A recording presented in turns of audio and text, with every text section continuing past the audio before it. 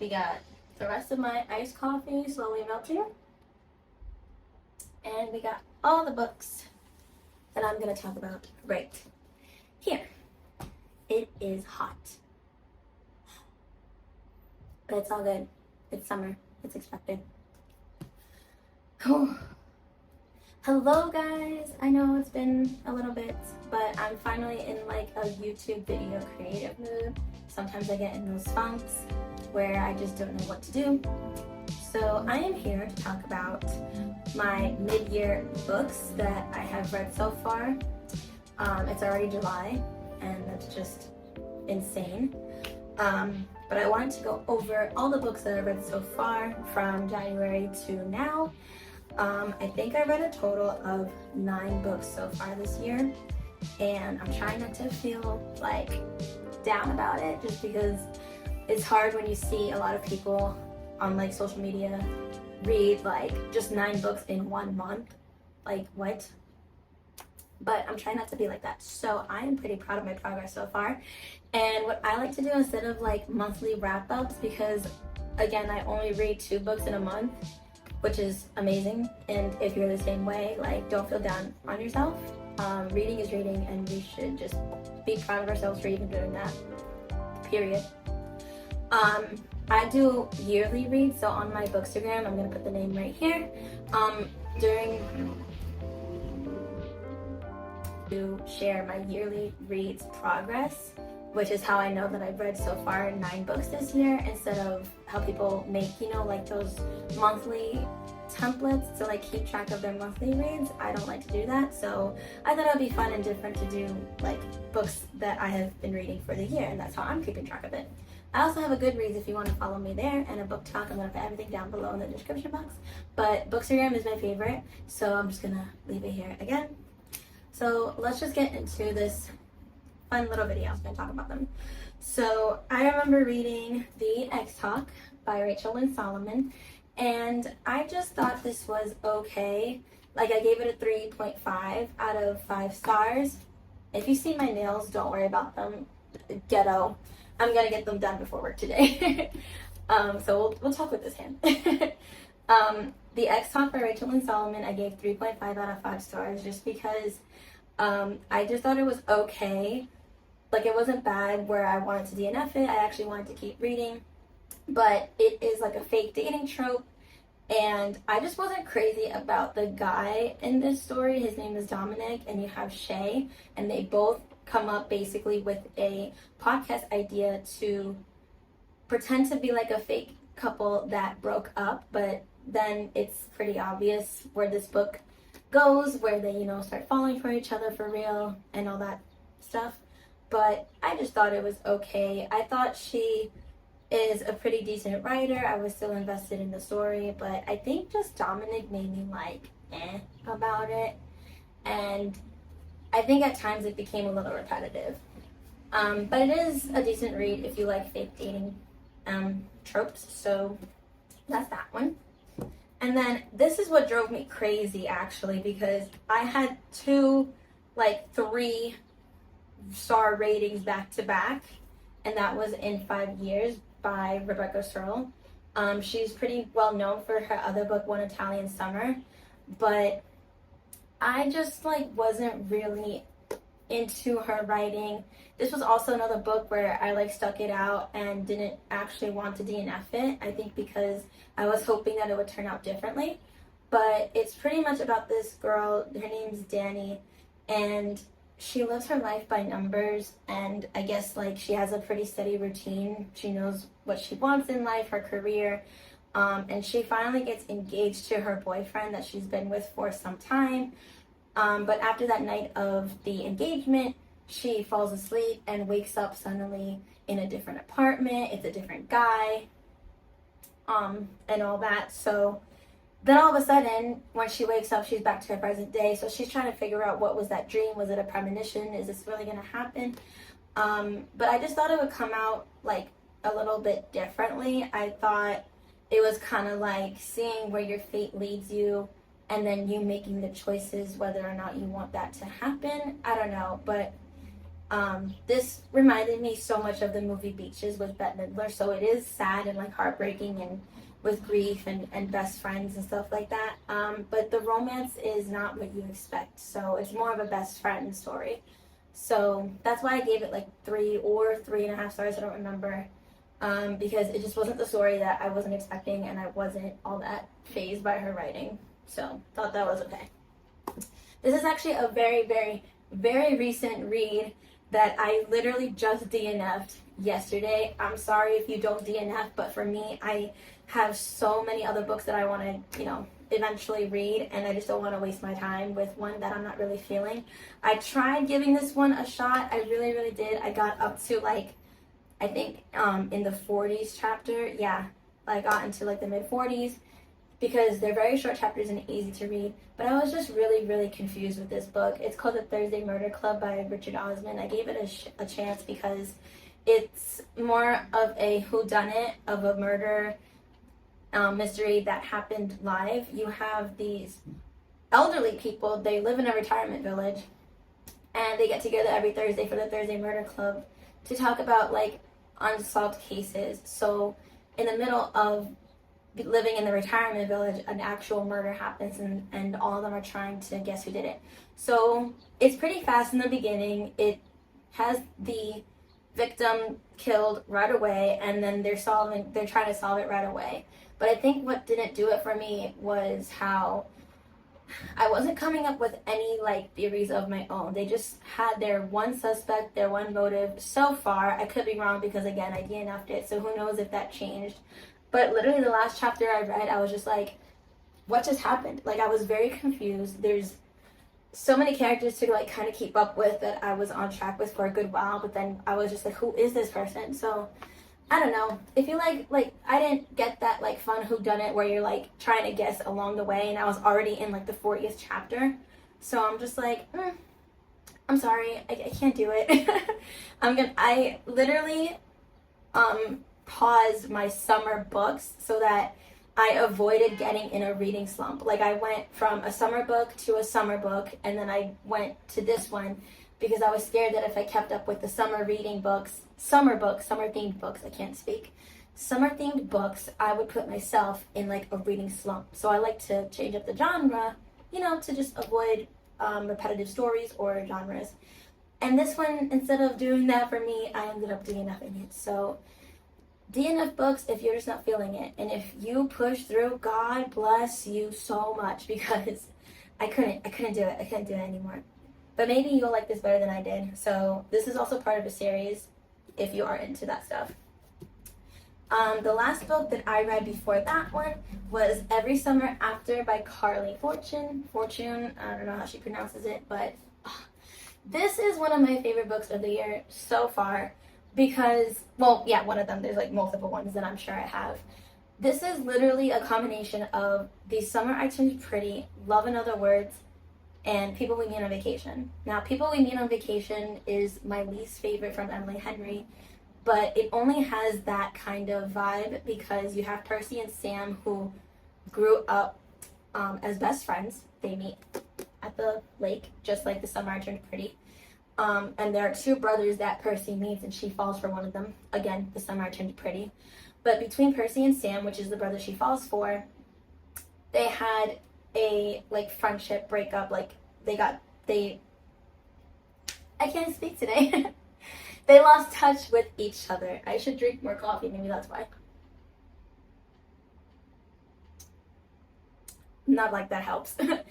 But yes, they became distant with each other, they grew apart, and then you find out why. Now, in this book, I appreciated the reason why and understood it more than People We Meet on Vacation, because the reason why they became distant in that book, I was just like, that's, no offense, but that was stupid. So yes, I was hooked with this author's writing. Oh my gosh, so smooth. And Love in Other Words is my favorite book by Christina Lauren, so it has that friends to lovers from childhood trope. So you follow them along from childhood. Basically, I don't like saying childhood. It wasn't like they're like toddlers, but more like teenage years. And then they get back together for a very sad reason. But I just absolutely love this book. I read this in 4 days, the fastest I've ever read something. So this is a great summer read. I highly recommend it. It's romance. If you love all those 3 books that I mentioned, get on it. I'm really nervous to get her other book, Meet Me at the Lake, I believe it's called, just because I've heard like not the greatest things about that book, and you can tell how much I love this book, and the fact that I read it in 4 days means something to me. So I don't want to be disappointed, and I shouldn't really care about other people's opinions, but it's been the same. Like, I haven't heard any like really good things about it, so I'm kind of nervous. So I don't know if I should buy it or not, but this one is most likely better anyway. Please check it out.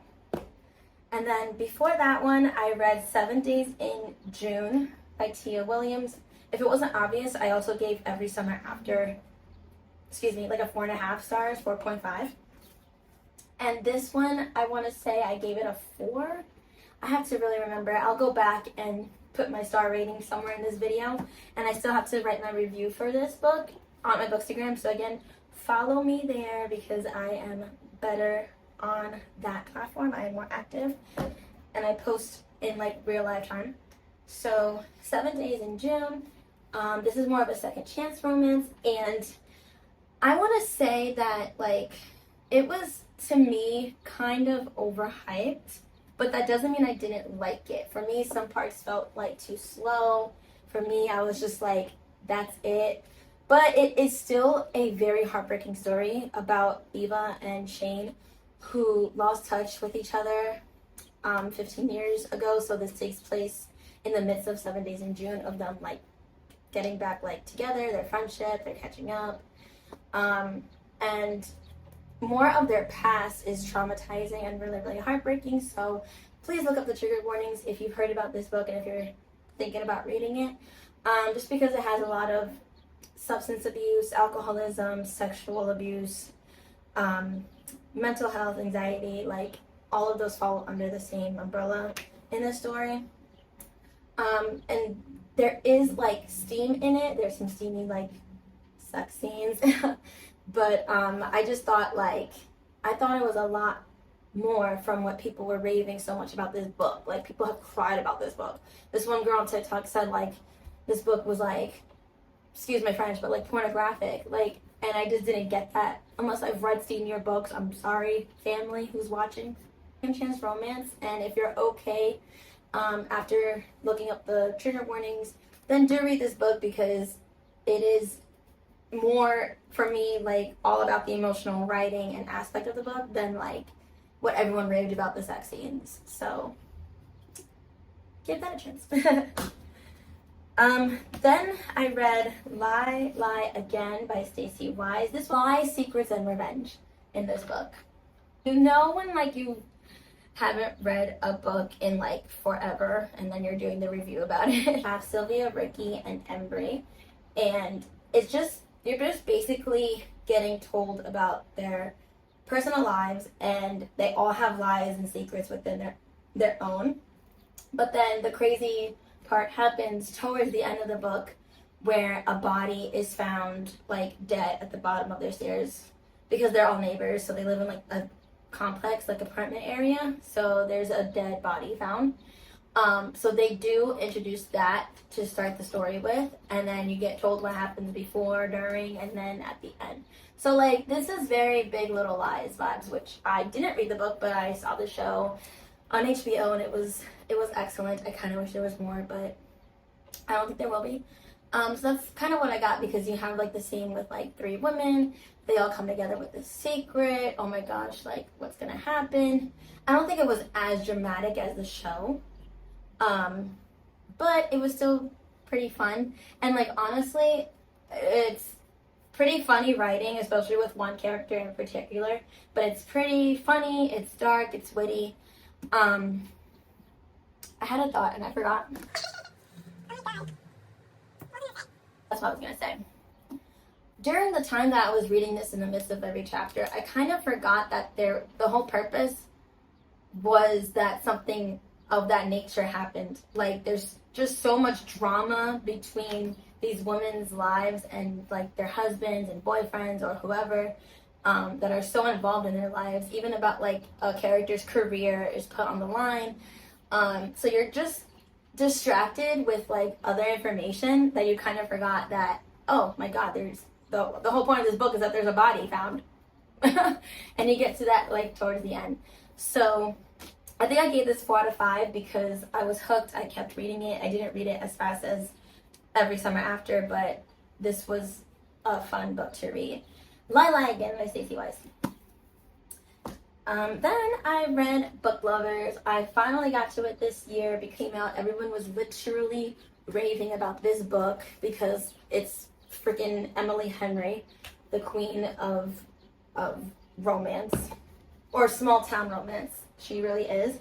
So that's what this book is about, small town romance between Nora and Charlie, or Charles they call him. Charlie. And they both work in like the literary agency publishing field, which is why they're like both book lovers. And Nora is pretty much like set in her ways with her career, and she comes from a city life. So one day her and her sister are talking, and her sister is just like, you know, let's take a break from the small town, like city life, and head somewhere to like a small town for a vacation. So Nora's just like, all right, sure, I guess. So long and behold, she runs into Charlie, who, when she first met him in the city, they really weren't like impressed with each other. Like, it's grumpy sunshine for sure, more to me than what's the word I'm looking for? Why am I drawing blanks today? It's the heat. I think it's the heat. It's more grumpy to sunshine than enemies to lovers. Thank you. Maybe this is helping. But Charlie made my book boyfriend list. It's so good. It's up there with Beach Read for me, but Beach Read will always be number 1. And I really need to get Happy Place. But here's the thing, if you know that Happy Place is a hard book cover, it is Emily Henry's first hard book cover, okay? All her books come out in paperback. I am waiting for a Happy Place to come out in paperback. It might be in like 2 years, but I might wait because it's gonna ruin the look of the collection. But that means she must be doing so freaking well in order to get a hardcover, because I'm pretty sure that's hard to get, which is why a lot of books come out as paperback, or actually they come out as hardcover first and then paperback. But whatever. The point is that I'm gonna wait for that one because I still have FOMO.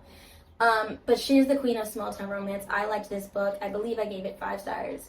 And yeah, you need to get on the Emily Henry train if you haven't yet. And then, the beginning of the year, I remember reading this one, Anxious People, by Frederick Beckman.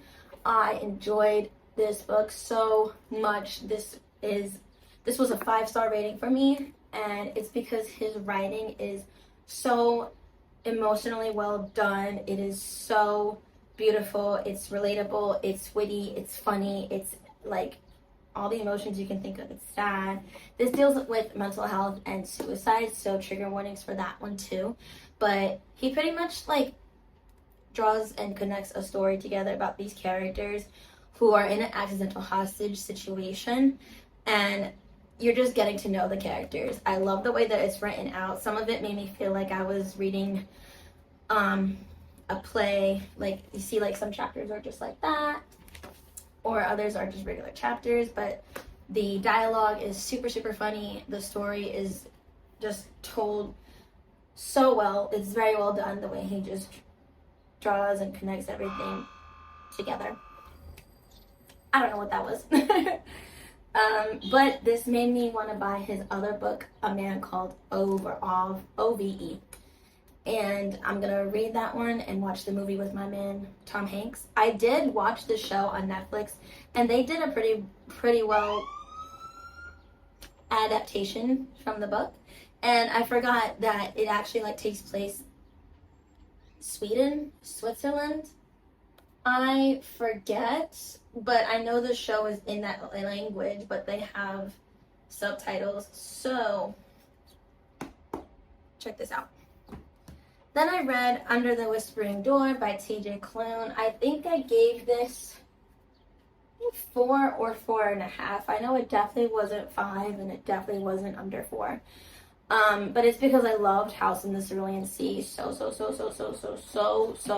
much that I was just like, all right, I'm buying his next book. And I still want his other book, In the Lives of Puppets, or something like that it's called. I'll put it here once I correct myself. But this one wasn't as emotionally captivating as The House in the Cerulean Sea made me feel. Like, this has a lot to do with death, which, you know, look up the trigger warnings for that if you're uncomfortable talking about death, you know, like I am. But this was more of just like reassuring of what happens after you lose somebody. So it's very, very like heavy with that subject. But this man, Wallace, pretty much his life when he's alive is like, he's a stuck-up lawyer. So when he passes away, there is something called Sharon's Crossing. Sharon's Crossing? Is that what it's called? Yeah. Yes, Sharon. I don't know if I'm pronouncing it correctly.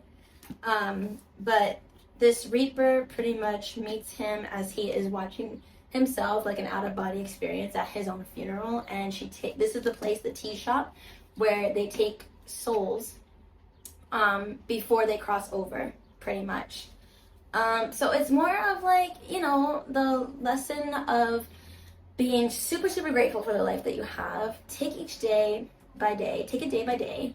You know, life is just too fragile and too short to be a stuck-up, and to learn like the little things matter, and to really appreciate what you have. And there's just so many of those kind of lessons in this book. So the chapters were pretty long, and I think this would be better as an audiobook, because some parts I was like, some parts I was just like, okay, they were slow.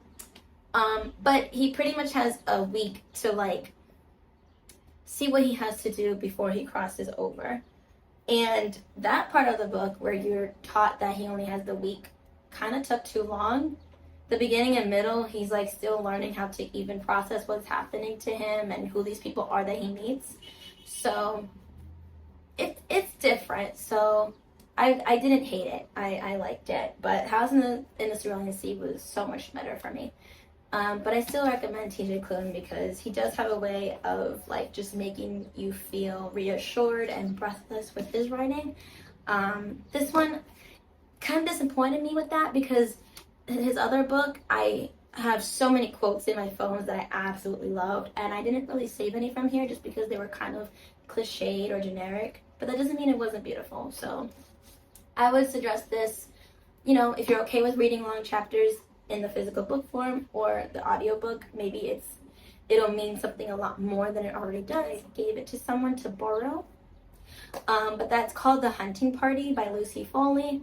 That was more of a fun whodunit than the Thursday Murder Club for me, because I actually finished that one. I think that one I gave either 4 or 4.5 because some of it was a little predictable.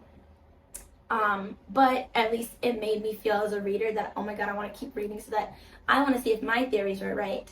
And some of those chapters, I believe, were told in certain characters' points of view. So you have a group of friends who decided to spend New Year's Eve together in a wintry cabin, and then one of them gets murdered. So that was my first Lucy Foley book that I read.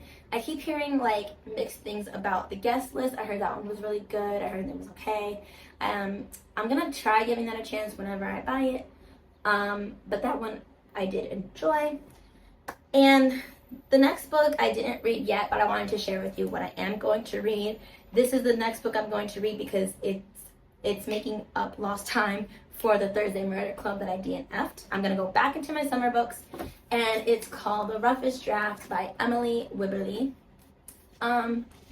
I think this also kind of feels similar to People We Meet on Vacation, but maybe a little better. I heard this one's good, so I'll like it. And a romance for the books, so I heard if you like that book, and if you like books about books, which I clearly do because I read Book Lovers and Beach Read, I'm gonna like this one. So let me know if you read this book, if I'm gonna like it. I think I will. Oh, and it's 2 authors. I just saw that. It's by Emily Wibberley and Austin Siegmund Broca, if I'm saying that correctly. So I guess it's probably a book about this book because you have 2 authors, and I believe the 2 characters in here, Katrina and Nathan, they co-wrote a book. So that's interesting.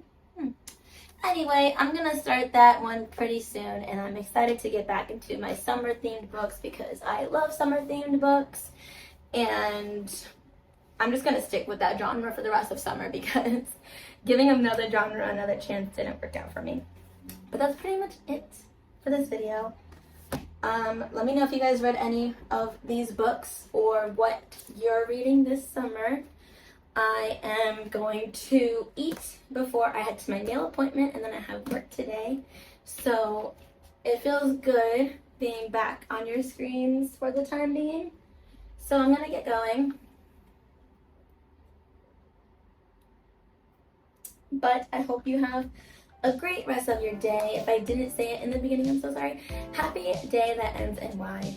And I will see you another day that ends in Y, hopefully soon. If I am okay from any creative funk that I'm feeling. But I think it feels good and it comes out better when I'm in the mood to actually get in front of the camera and talk to you guys. Who's ever watching, thank you so much for watching. Again, follow me on Bookstagram, follow me on Booktok. It's so much fun there. And I will see y'all very, very soon. Bye!